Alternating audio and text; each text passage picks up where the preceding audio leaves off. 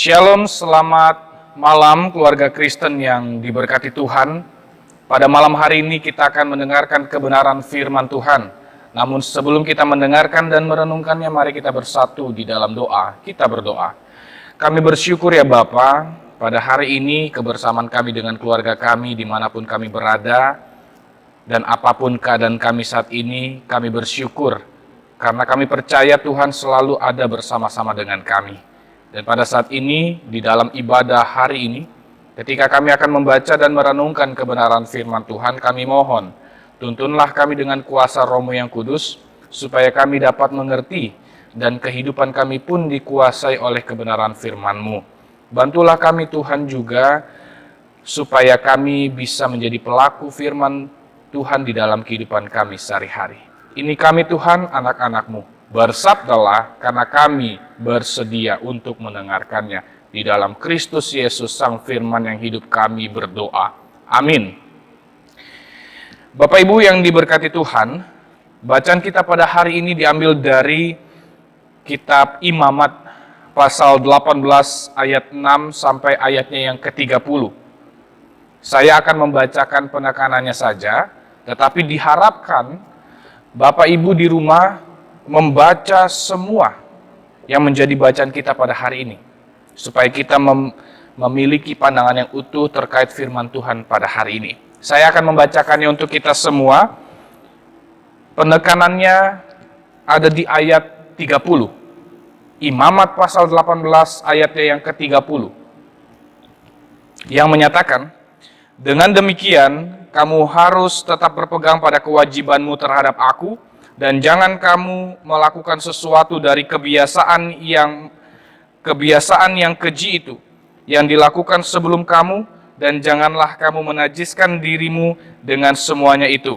Akulah Tuhan Allahmu. Demikian pembacaan Alkitab. Terpujilah Tuhan Yesus Kristus. Haleluya.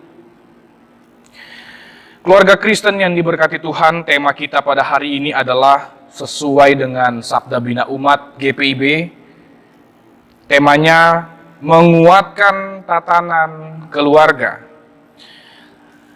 Dan ketika membaca tema ini, Bapak Ibu, saya teringat ketika di akhir Februari kemarin saya diutus untuk mengikuti persidangan sinode tahunan di Bogor.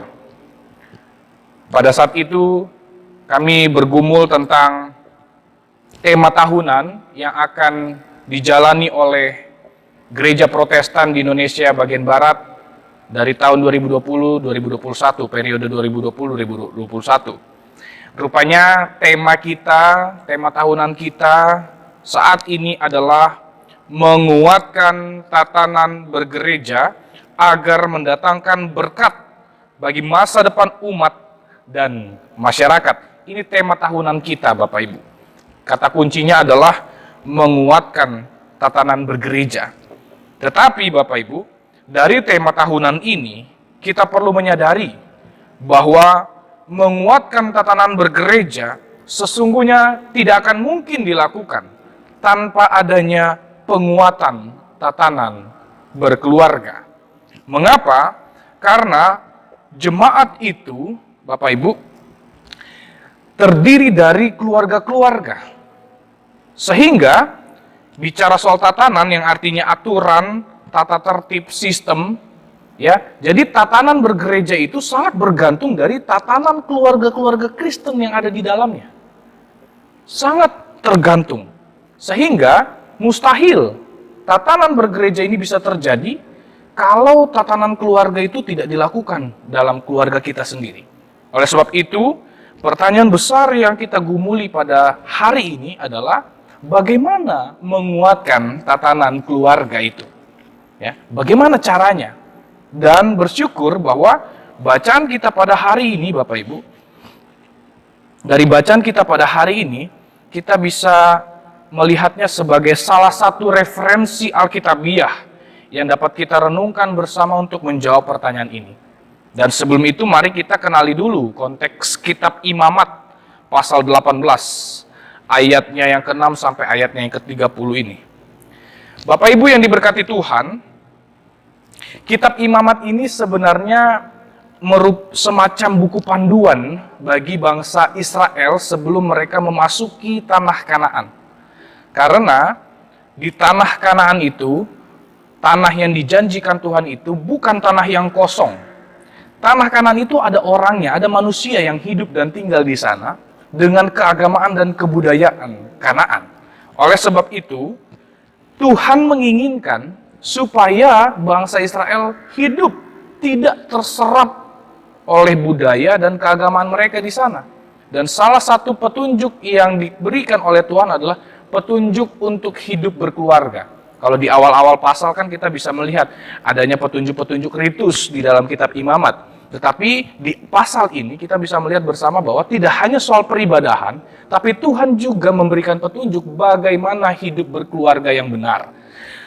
Bapak Ibu yang diberkati Tuhan, pertanyaannya sekarang adalah, apa yang menjadi kehendak Allah dalam kehidupan keluarga Israel pada saat itu ketika mereka akan memasuki negeri Kanaan, tanah yang dijanjikan Tuhan itu? Jawabannya jelas Bapak Ibu. Kalau kita melihat dalam bacaan kita hari ini, judul perikopnya adalah kudusnya perkawinan. Jadi sebenarnya Allah menghendaki agar keluarga Israel itu hidup kudus. Kudus dalam bahasa Ibrani adalah kadosh, yang artinya khusus, yang artinya unik. Jadi, kalau masyarakat Kanaan hidup dengan kebudayaan dan keagamaan Baal, maka bangsa Israel harus hidup khusus, tidak sama seperti mereka. Jadi khusus itu kan ada sesuatu yang umum di masyarakat, tetapi berperilaku berbeda begitu ya. Sehingga bangsa Israel pada saat itu kalau mereka akan memasuki tanah Kanaan, mereka harus punya gaya hidup yang berbeda. Makanya salah satunya adalah tentang perkawinan. Perkawinan itu adalah kudus. Nah, jadi seperti yang ada di ayat 4 dan ayat 5, di situ dikatakan kamu harus lakukan peraturanku. Ya. Sesungguhnya kamu harus berpegang pada ketetapanku dan peraturanku. Jadi jangan sampai ikut peraturan Kanaan, jangan sampai ikut peraturan Baal, jangan sampai ikut kebudayaan Baal, tapi harus peraturan Allah. Dan pertanyaannya sekarang adalah, apa yang menjadi gaya hidup bangsa Kanaan pada saat itu? Karena kalau kita bisa melihat bersama bahwa Allah melarang supaya bangsa Israel itu hidup seperti orang Kanaan, bahkan orang Mesir, tempat sebelum mereka pergi ke tanah Kanaan. Jadi kalau kita mau lihat gaya hidup orang Kanaan itu seperti apa, lihatlah dari perintah-perintah yang menjadi larangan dari Tuhan kepada bangsa Israel dalam kitab ini. Kita lihat larangan-larangannya. Itulah yang menjadi kebudayaan mereka. Rupanya kebudayaan orang Kanaan, Bapak Ibu, orang Kanaan itu khususnya para laki-lakinya, karena ini teksnya sangat tertuju kepada laki-laki, laki-lakinya itu gemar bersetubuh dengan ibu sendiri, ibu kandung, adik kandung sendiri perempuan, cucu kandung perempuan, saudaranya bapak yang perempuan, saudaranya ibu yang perempuan, menyetubuhi mantu, ipar, bahkan sesama laki-laki pun begitu Bapak Ibu. Bahkan ada yang lebih parahnya lagi, kepada binatang juga demikian. Oleh sebab itu Bapak Ibu, dari kebudayaan ini, semuanya itu dilarang oleh Tuhan. Tidak boleh dilakukan oleh bangsa Israel. Tidak boleh. Ya, karena perbuatan seperti itu adalah perbuatan yang keji. Perbuatan keji itu artinya adalah perbuatan kotor. Perbuatan yang menyebabkan kekacauan. Jelas Bapak Ibu, ini mengacaukan sekali. Bayangkan saja, ayah dengan anak sendiri berhubungan badan. Nanti hasil dari perkawinan ayah dan anak apa namanya? Nggak ada namanya kan Bapak Ibu. Tetapi Tuhan kan hanya menciptakan suami dan istri, beranak cucu, anak cucu, Anak itu hasil dari perkawinan suami istri. Cucu itu hasil dari perkawinan anak-anak kita yang sudah menikah. Tetapi apa namanya kalau ayah menghamili, bersetubuh dengan cucu, bersetubuh dengan ibu, bersetubuh dengan tidak ada namanya. Sehingga ini yang disebabkan perbuatan keji, ini yang dinamakan perbuatan keji karena ini merusak tatanan. Sistem yang sudah ditentukan oleh Tuhan rusak karena kebudayaan ini. Makanya ini disebut sebagai perbuatan yang keji. Sehingga perbuatan yang keji juga berarti adalah melawan kehendak serta rencana Allah bagi manusia. Allah hanya merencanakan manusia itu suami istri saja, menikah, menghasilkan anak, beranak cucu, dan seterusnya. Bukan saling nafsu satu sama lain di dalam keluarga. Itu yang dikehendaki Allah, Bapak Ibu. Dan dari larangan-larangan yang difirmankan Allah, kita dapat menyadari bahwa bagi Allah, kehidupan perkawinan, lembaga keluarga itu adalah kudus. Adalah suatu hal yang kudus. Lembaga keluarga, perkawinan antara manusia, semuanya itu ada untuk membangun persekutuan hidup. Bukan persekutuan seksual, bukan persekutuan kawin-mawin. Kalaupun memang ada aktivitas seksual dalam kehidupan lembaga keluarga, itu semua ada untuk menunjang, memelihara berlangsungnya kehidupan di dunia ini. Bukan menjadi sarana untuk memuaskan hawa nafsu. Tetapi seksualitas yang ada di dalam kehidupan lembaga perkawinan ada untuk merawat kehidupan. Makanya hasil dari perkawinan adalah anak. Hasil dari itu juga adalah ada cucu lagi dan seterusnya, beranak cucu. Karena itu memang yang menjadi kehendak Allah dalam perkawinan. Maka dari itu sering di dalam katekisasi pra perkawinan ditekankan bahwa tujuan perkawinan Kristen bukan semata-mata untuk melegalkan hubungan seks satu sama lain. Akhirnya bisa berhubungan seks satu sama lain. Bukan hanya itu, Bapak Ibu. Tetapi tujuan perkawinan Kristiani adalah untuk membangun persekutuan hidup. Bayangkan Bapak Ibu, kalau dasar dari motivasi kita untuk menikah, kawin hanya untuk melakukan hubungan seksual saja. Kalau satu-satunya, Pak Pendeta saya mau menikah, saya mau kawin. Alasan saya supaya bisa melakukan hubungan seksual. Tentu Bapak Ibu, keluarga yang dibangun atas hawa nafsu ini pasti akan cepat hancur. Akan cepat hancur. Karena tujuan perkawinan itu adalah sesungguhnya membangun persekutuan hidup. Kalau hanya memuaskan hasrat seksual, hawa nafsu saja, kalau sudah dapat, ya dia bisa tidak sayang lagi kepada pasangannya. Bahkan bisa cari lagi yang lain. Bahkan dia bisa merenggut anggota keluarga. Seperti yang digambarkan dalam teks kita pada saat ini. Itulah sebabnya Tuhan benar-benar melarang penyimpangan-penyimpangan semacam ini. Ini sangat-sangat keji. Hal inilah Bapak Ibu. Dari hal ini kita bisa melihat bahwa poin-poin yang ada di pasal 18 ini adalah hal-hal yang tidak dikehendaki Allah. Dan dari teks ini kita bisa melihat bahwa kehidupan keluarga hanya bisa kuat, hanya bisa utuh, dan bisa bertahan selama Allah yang menjadi dasarnya, selama Allah yang menjadi pusatnya. Sebaliknya, selama yang bukan Allah menjadi dasar dalam kehidupan keluarga, pasti tatanan dalam keluarga cepat atau lambat akan rusak.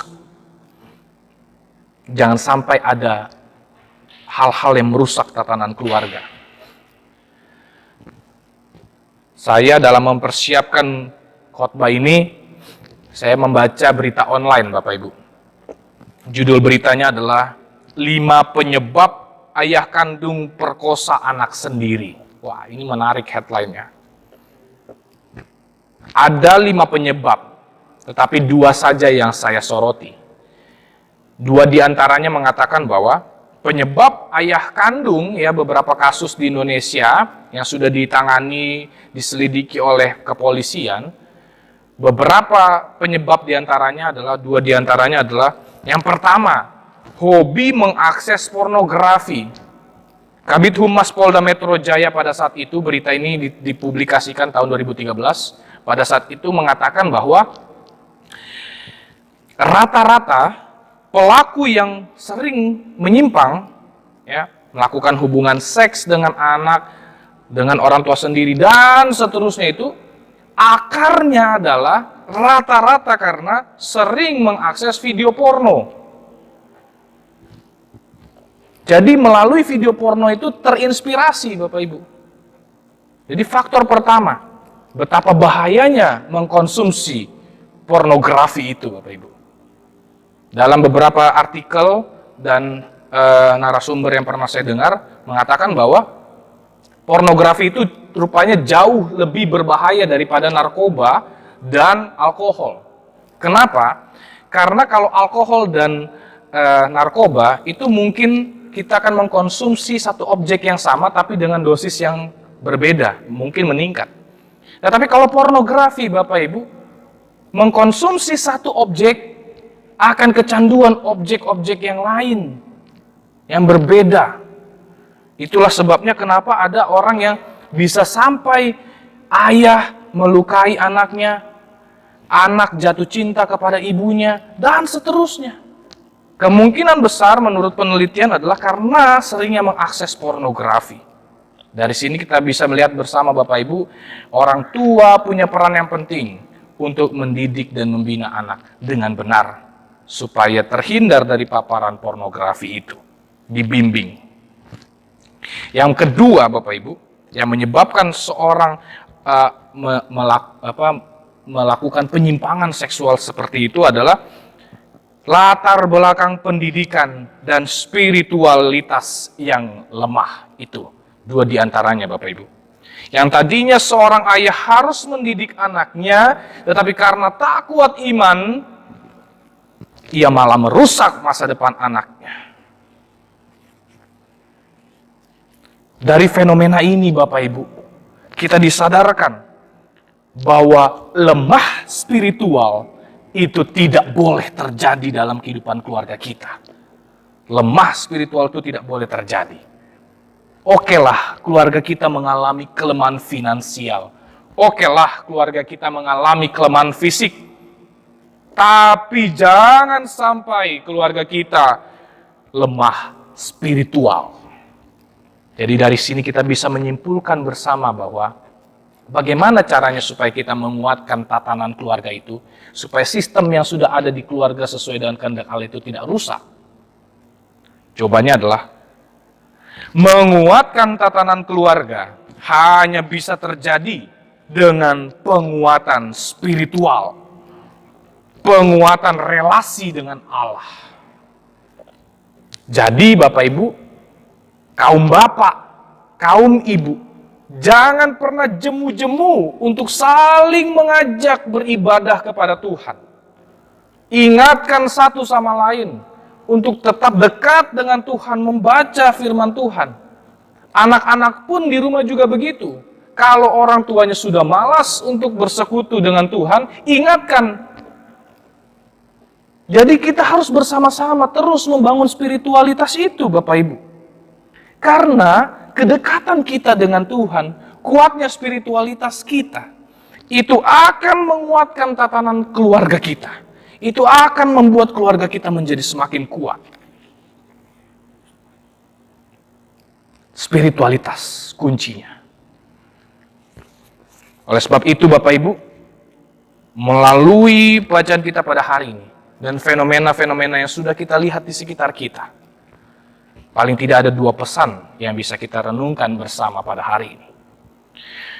Pesan yang pertama, menjadikan Tuhan beserta dengan ketetapan-ketetapan dan perintah-perintahnya sebagai dasar untuk menguatkan tatanan keluarga, perlu dilakukan karena tidak ada ruginya. Tidak ada ruginya Bapak Ibu menjadikan Tuhan sebagai dasar dalam kehidupan keluarga kita. Coba lihat Mazmur pasal 112 ayatnya yang pertama sampai ayatnya yang ketiga. Mazmur 112. Mari kita buka bersama Bapak Ibu kitab suci kita. Mazmur 112 ayatnya yang pertama sampai ayatnya yang ketiga. Di situ dikatakan bahwa haleluya, berbahagialah orang yang takut akan Tuhan, yang suka kepada segala perintahnya. Anak cucunya akan perkasa di bumi, angkatan orang benar akan diberkati. Harta dan kekayaan ada di dalam rumahnya, kebajikannya tetap untuk selama-lamanya. Dari ayat ini kita bisa melihat bersama Bapak Ibu, Allah akan memberkati setiap keluarga yang mengandalkannya. Bukan hanya memberkati dalam hal finansial, tetapi lebih dari itu, Allah juga akan memberkati nama baik keluarga kita. Justru sebaliknya, kalau keluarga dipimpin oleh hawa nafsu, pastilah tatanan keluarga cepat atau lambat akan rusak. Sebagaimana yang difirmankan Allah dalam bacaan kita pada hari ini. Bahwa yang seperti itu adalah orang-orang yang patut dihukum, orang-orang yang najis. Nama baik keluarga betul-betul tercemar kalau kita sampai seperti itu. Untuk itu Bapak Ibu, masih dalam suasana Pentakosta, sesuai dengan warna liturgi kita pada hari ini, masih suasana Pentakosta, mintalah kuasa Roh Kudus untuk menguasai hati dan pikiran kita, pikiran setiap anggota keluarga kita, pikiran suami, pikiran istri, pikiran anak-anak, oma, opa, dan seluruh anggota keluarga, supaya hidup sesuai dengan kehendak Allah. Itu tugas bersama Bapak Ibu. Itu tugas bersama yang perlu kita lakukan. Andalkan Tuhan. Kuncinya adalah spiritualitas. Pesan yang kedua Bapak Ibu, menguatkan tatanan keluarga adalah hal yang penting sebagai modal untuk menguatkan tatanan bergereja dan tatanan bermasyarakat. Jadi, tatanan keluarga dengan tatanan gereja, tatanan keluarga dengan tatanan masyarakat itu berbanding lurus, Bapak Ibu. Jadi, gereja yang kuat dimulai dari keluarga yang kuat. Masyarakat yang kuat lahir dari keluarga yang kuat. Tapi keluarga yang kuat itu lahir dari hubungan yang baik dengan Allah. Jadi jangan pernah kita berharap gereja kita bisa baik, tapi rupanya keluarga kita sendiri belum kita urus. Jangan berharap tatanan di masyarakat bisa berlaku dengan baik, tapi hal-hal yang baik pun kita tidak mulai dari keluarga. Jadi ini berbanding lurus Bapak Ibu. Nah, keluarga yang kuat seperti ini hanya lahir dari kedekatan dengan Allah. Jadi punya dampak. Jadi jangan kita kira apa yang kita lakukan dalam keluarga itu tidak berdampak dalam kehidupan gereja, tidak berdampak dalam kehidupan bermasyarakat. Apalagi dalam memasuki situasi new normal pada saat ini Bapak Ibu. Akibat virus corona, pandemi virus corona pada saat ini, kita masuki ke tahap new normal. Keberhasilan pemerintah untuk melaksanakan yang namanya new normal, aktivitas kembali, kita seperti berdamai dengan virus corona, tapi dengan gaya hidup yang new normal, dengan rajin menggunakan masker, mencuci tangan, menjaga kebersihan dan kesehatan, dan seterusnya itu Bapak Ibu. Itu semua akan berhasil. Salah satunya ditentukan dari ketaatan kita di dalam keluarga. Jadi hal-hal besar yang terjadi di negeri ini bisa terwujud. Impian kita supaya memutus rantai virus corona ini bisa kita lakukan. Dimulai dari mana? Dari keluarga. Jadi tatanan keluarga ini sangat berpengaruh. menguatkan tatanan keluarga ini sangat mempengaruhi kehidupan bergereja dan kehidupan bermasyarakat. Tapi kunci dari keluarga yang kuat adalah hidup takut akan Tuhan, spiritualitas yang baik, dekat hubungan dengan Tuhan. Oleh sebab itu Bapak Ibu, marilah kita kuatkan tatanan keluarga kita dengan hidup takut akan Tuhan. Tuhan Yesus memberkati kita, Tuhan Yesus memberkati keluarga kita.